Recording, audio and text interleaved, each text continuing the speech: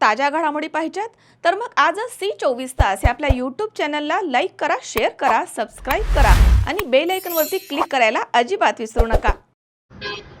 लोकांचं प्रेम माझ्यावरती काय आहे ते मला आज कळले, काल कळले की कधी कधी आपल्याला आपल्या जीवनामध्ये सुख आणि दुःखाचे प्रसंग येत असतात. त्यावेळेला आपली लोक जेव्हा आपल्याला भेटतात तेव्हा आपलं दुःख कमी होत असतं.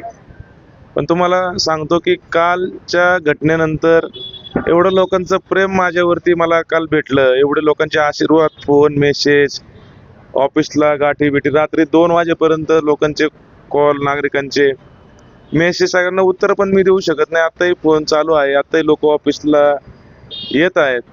त्यामुळे मला असं वाटतंय की हा एक कार्यकर्ता, प्रामाणिक कार्यकर्ता विरुद्धचा नेता म्हणजे जो लढा आहे त्याच्यामध्ये माझ्यावरती प्रेम करणारे लोक मला बहुमताने माझ्या संपूर्ण पॅनलला घड्याळाचं बटन दाबून मोठ्या प्रमाणात निवडून देणार. दादा खरं तर निवडून देणार याच्या मागे काही शंका वाटत नाहीये, परंतु तुमच्या नेतृत्वाखाली आता या पॅनलचं या ठिकाणी काम करणार आहे आणि यासोबतच संपूर्ण पुणे शहरात जे काही राष्ट्रवादी काम करते, जे काही उमेदवार आता या ठिकाणी दिले त्यांच्यामध्ये देखील आता नवीन उमेद या ठिकाणी आली आहे की आपलं देखील आता चांगला एक पॅनल आपण निवडून येऊ शकतो. काय सांगाल इतर कार्यकर्त्यांना आणि इतर पदाधिकाऱ्यांना?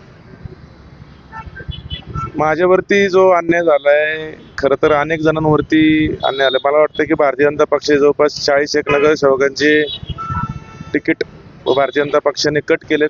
ज्या लोकांनी 2019च्या विधानसभेला, लोकसभेला झुकून काम केलं, ज्या नगरसेवकांनी, कार्यकर्त्यांनी कोरोना काळामध्ये या पक्षाची बाजू मांडली, रस्त्यावरती उतरले स्वतःचा जीव धोक्यात घालून, नंतर प्रशासन काळामध्ये सुद्धा नागरिकांच्या समस्या सोडवल्या, खरं तर अवघड होतं. आणि त्याच्यानंतर सुद्धा 2024च्या लोकसभामध्ये, विधानसभेमध्ये परत या कार्यकर्त्यांचा, नगरसेवकाचा वापर भारतीय जनता पक्षाने करून घेतला.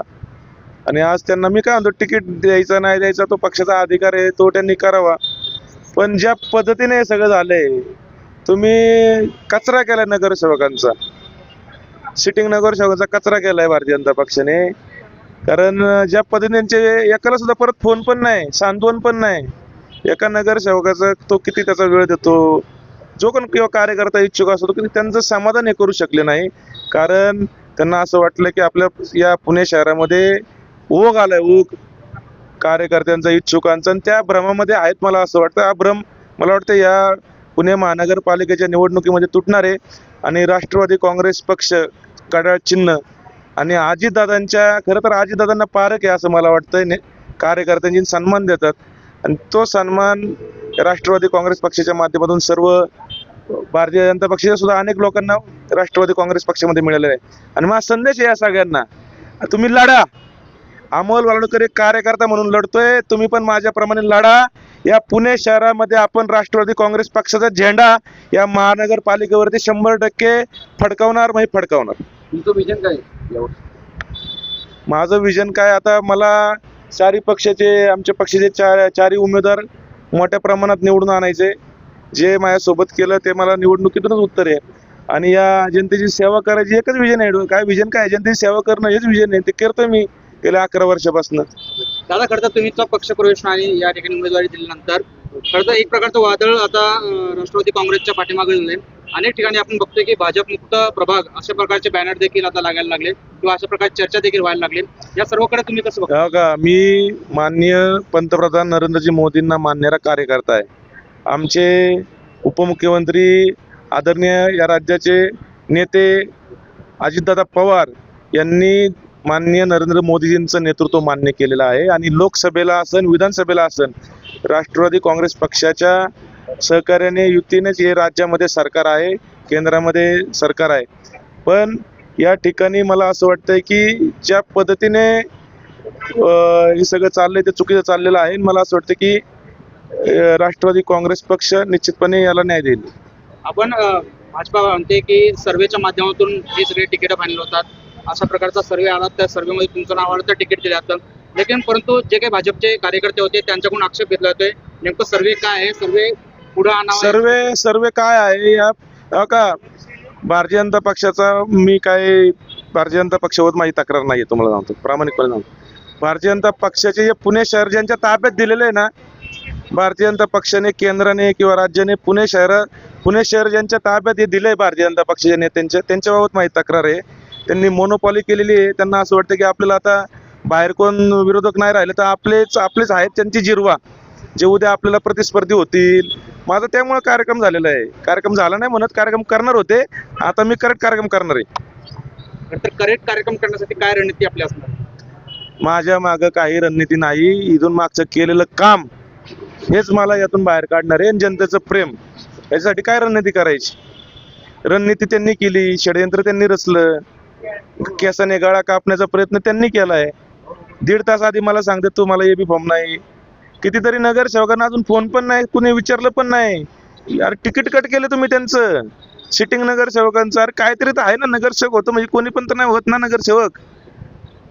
हा, आज तुम्ही जर ही सन्मानाची वागणूक जर सर्व कार्यकर्त्यांनी आत्मपरीक्षण करण्याची गरज आहे.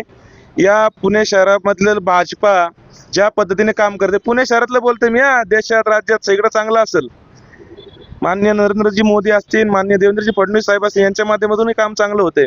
पण पुणे शहरामध्ये जी काय मोनोपॉली चाललेली आहे, लोक आबाळाला लाथा मारायला लागलेले आहेत.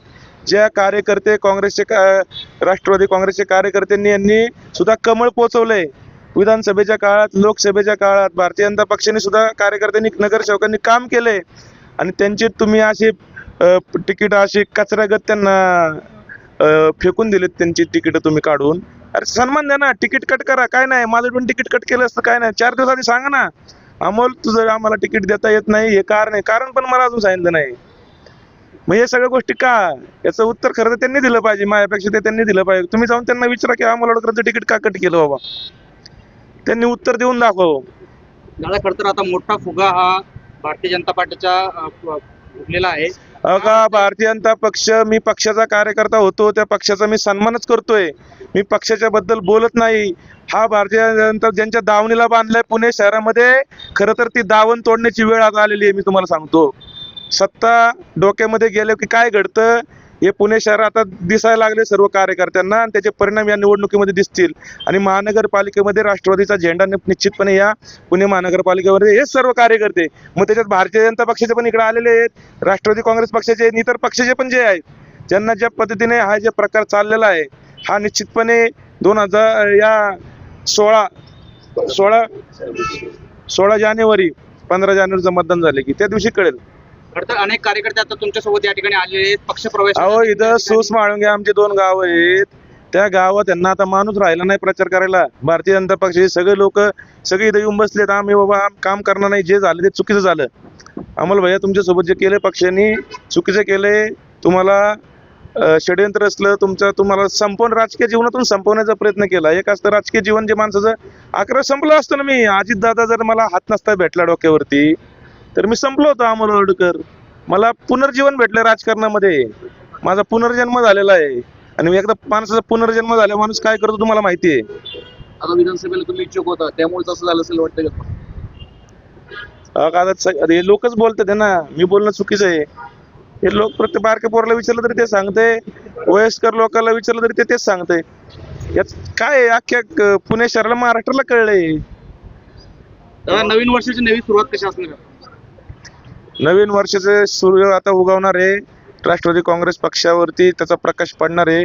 आणि पुणे महानगरपालिकेमध्ये माननीय अजितदादांच्या नेतृत्वामध्ये एकदम मोठ्या प्रमाणात, जोरात, खऱ्या अर्थाने मी तुमच्या माध्यमातून पुणेकर जे आहेत मतदार आहे ना, त्यांना सांगतो बाबांनो, तुम्ही तुमच्या दारामध्ये जे लोक आहेत, काम बघून लोकांना मतदान करा. हे सगळा चुकीचा प्रकार चाललाय.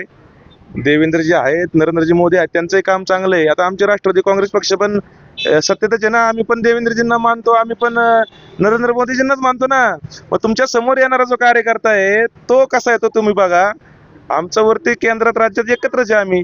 मी नरेंद्र मोदींचा फोटो वापरू शकतो, मी त्यांना बघूनच राजकारणामध्ये आलो.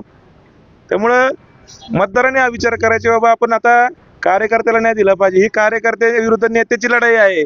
या पुणे महानगरपालिकेमध्ये भारतीय जनता पक्ष ज्यांच्या दावणीला बांधलाय तिथनं सोडण्याची गरज आहे. आणि या कार्यकर्ते, या भारतीय जनता पक्षाचे सर्व पदाधिकारी असतील, ज्यांची तिकीट कट केली ते नगरसेवक, हे हा मेसेज 100% देतील. नाही तर तुमचं बाबांनो काय खरं नाही पुढच्या काळामध्ये. ही आता संधी आहे. आता सावरा चांगला या मी लढतोय ना, ठीक आहे. मला अजितदादा भेटले, बऱ्याच जणांना अजितदादा भेटले नसतील किंवा सत्तेची संधी नाही भेटली, काहींचं दुर्भाग्य आहे. तसं माझं पण 1.5 तासांनी दुर्भाग्य वाचलं माझं, मी पण संपलत होतो.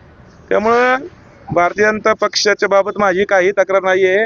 पुणे शहरातलं जो भारतीय जनता पक्षाचं नेतृत्व ज्यांना दिलेलं आहे त्यांनी या पक्षाची वाट लावलेली आहे.